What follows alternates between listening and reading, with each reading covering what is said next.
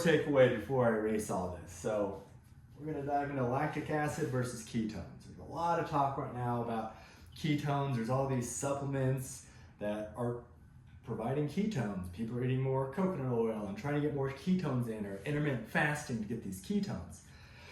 But I want to dive into this idea of fasting and exercise. So from a biochemical standpoint, when we consume something like glucose, glucose enters our cell, gets converted into pyruvate, and then will enter the mitochondria. And as long as there's enough oxygen present, then the mitochondria will go through this TCA cycle, will generate all these things that I talked about previously, and among these will also make energy, or ATP. As the availability of oxygen decreases, pyruvate can no longer enter the mitochondria. So inside the cytosol, instead of entering the mitochondria, it becomes lactic acid, or lactate. Lactate and lactic acid, they're just a hydrogen that kind of goes back and forth, and they exist in about 50-50%. And this regenerates some energy necessary to keep pulling glucose in and keep making energy until the mitochondria has more oxygen and it can, fuel your workout. So typically we think lactic acid just makes you sore the next day. But what we're doing is we're putting our body into a stressful state. And that stressful state is having a feedback telling our entire body that we need to communicate with ourselves. And we need to become more efficient, because this stressful state is not sustainable under our current conditions for as long as it may need to be before it croak, right? So lactate is actually communicating with our body to reinforce the things that matter most. Make sure our neurons are good, clean up any junk that's going on in our brain, some beta amyloid plaques, some inefficiencies, some glycosylation from these sugar spikes that we've been having, right? So it encourages cleanup. It makes the heart and the muscles begin to work more efficient. Again, by cleaning things up, by going into the gene expression and changing how things operate, but it's attempting to get the entire body on the same page. The same thing happens with ketones. So ketones are derived from fatty acids, and under a starved state or during fasting, you're not moving a lot, the body prefers to use fatty acids, so it begins burning your fat stores.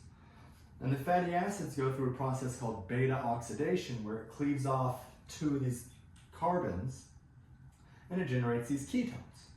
And this process primarily happens in the liver, when the amount of fatty acids are too high of an input for the metabolites and for the enzyme metabolites necessary for the TCA to keep going. So similar to the mitochondria not having enough oxygen, there's not enough substrates for the TCA, so instead of fatty acids entering, we start spitting out these ketones. And then ketones leave the liver and move across the blood-brain barrier. So there's a lot of new research. People are identifying these benefits of ketones in the brain because, well, they can easily cross the blood-brain barrier and then be used for energy, or signal the body to say, hey, we're stressed, we're hungry, and we don't know when we're gonna get food again. We're exercising and we don't know when we're gonna stop. And in either case, our current meat suit is not efficient enough to continue on as long as we may need to. So let's make certain things more efficient. Let's fix the issues with any neurological connections. So now we're seeing benefits with, reversing Alzheimer's, or just making the brain more efficient. There's been a lot of research with epilepsy. So doing this intermittent fasting or using ketones as a primary fuel source and getting away with those processed sugars are now stepping away from this like insulin pathway, and you're slowing things down. And because the body now has to operate more efficiently, there's less misfiring.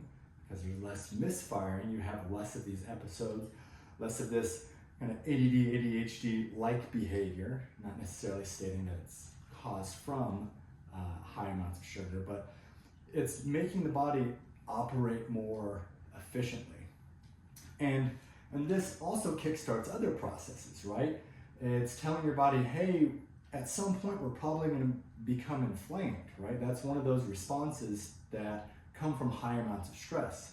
So whether you're exercising and you get past that point where the race is almost done, you're tired, but you're going to keep pushing yourself a little further, or you've almost hit that point in the fast where it's your next big push, which is now forcing your genes to switch from, hey, that smells good. Oh, maybe you should eat, or why don't you slow down, to, okay, fine, this person's not going to eat and they're not going to stop exercising. So we're going to switch our genes to further adapt to allow them to get that second wind. But both lactic acid and ketones have this feedback effect of making the body more efficient. So if you're just getting started with fasting, then I suggest taking small doses at it, skip a meal and then skip a couple meals and slowly kind of build your way up so your body can slowly adjust and adapt to it. If you do things too quick, you can cause a lot of inflammation, and then you're not telling your body that when you fast, you need to promptly store everything instead of easing into it and being like, no, we're okay. And the same with exercise, right? If you haven't been exercising and you just, start doing HIIT training out of nowhere, you may hurt yourself. So easing into both of those, and there's lots of different ways, even if you're just gonna walk, right? Walk slow for a couple minutes and then speed walk through them all. And then do that for a couple minutes and then slow back down. And then walk slowly and then walk fast, and then walk slow and then walk fast. And then you can slowly build that up to where you're jogging to the next mailbox, to where you're sprinting up the hill. And you proceed from wherever you are to wherever you're going, and just do the same with fasting. So that way you're not triggering too much inflammation, but a little bit of inflammation kicks on, and then things like your liver, which is already seeing, hey, there's some extra ketones here. Oh, hey, we're seeing a lot of lactic acid, there's not enough oxygen. It begins to turn on certain pathways like production of glutathione. Glutathione is your body's master antioxidant that's produced in the cytosol of your liver cells, and then is transferred to the mitochondria or into the circulatory system to make it to all the other cells in their mitochondria. As we get older, we tend to make less glutathione, but part of this also is that we're not pushing ourselves as hard. So a stress-like trigger, exercise, fasting, both tell the body to prepare for inflammation, and it begins turning on the gene regulation for glutathione, allowing your body to get in the habit of producing more of it, so then you have more of it as you age. And this has been shown in the literature of people that have gone through regular intermittent fasting, or have a condensed feeding window, or have exercised for the bulk of their life. They still have quite a bit of glutathione, so it doesn't have to turn off. It still may slow a little, depending on the conditions. Human trials are hard because you don't have every data point and every body's different and so on and so forth. But the general trend is that you'll have more of this glutathione to protect yourself against inflammation, which helps with healing, it helps with stress and all these other detrimental things that happens to the body if you exercise or you don't eat all the time. So if you're just getting started, ease into it. If you already lift weights, if you already work out, if you're already training, if you're pushing to get that next PR, it's hard to do both, right? It's hard to bulk and cut at the same time. Because do you eat, do you not eat? You can change your diet a little bit. So there's definitely an importance to pushing yourself and building up this lactic acid where you're huffing and you're puffing beyond what is comfortable. But as you lay that new muscle, as you build up that new cardiovascular fitness, at some point you have new cells, new tissues. They don't know what it's like to go through fasting. They haven't learned that they need to reinforce for that starvation state, which fine-tunes things a little bit differently than exercise does. I was always hoping that I could just exercise more and get all the same benefits as intermittent fasting. But while ketones or lactate do trigger the same general type of whole body communication reinforcement, they do so in different ways, and they have priorities for different tissues, different organs, different processes.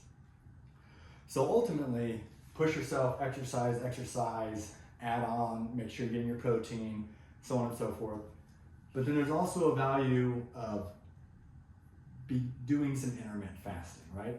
Take a Sunday, take a Monday, and just don't eat all day. You know, maybe a scoop of essential amino acids, my favorite brand is Perfect Aminos. Get that into your diet, and that way you're not breaking down as much muscle as fast.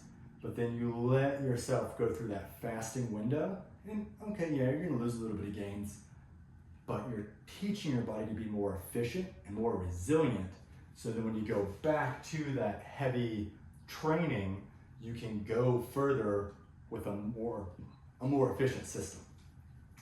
So that's really the blend between the two. Lactic acid doesn't just make your muscles sore. There's a feedback mechanism that's incredibly beneficial, and that's why you can't just put exercise in a pill. Like, go do something that makes you breathe heavy. That could be push-ups, that could be jumping jacks, that could be finding your favorite person, and, you know, go breathe heavy. And let your imagination take over from there. Whatever it is, just go huff and puff, because there's a lot of value to needing to breathe heavy. And if you have to skip a meal, if you're like, hey, I'm hungry, I could go get some fast food. It may be better just to skip a meal instead of putting junk in. Because a lot of times, stuff that's in fast food actually pulls the nutrients and minerals and stuff out of your body, so you're almost better off fasting and getting the benefits of being a little bit hungry, as long as you don't get too hangry, versus filling yourself with junk. So that's a general takeaway between these two. Feel free to exercise, feel free to be hungry a little bit. They're both good for you, and that's why. Till again.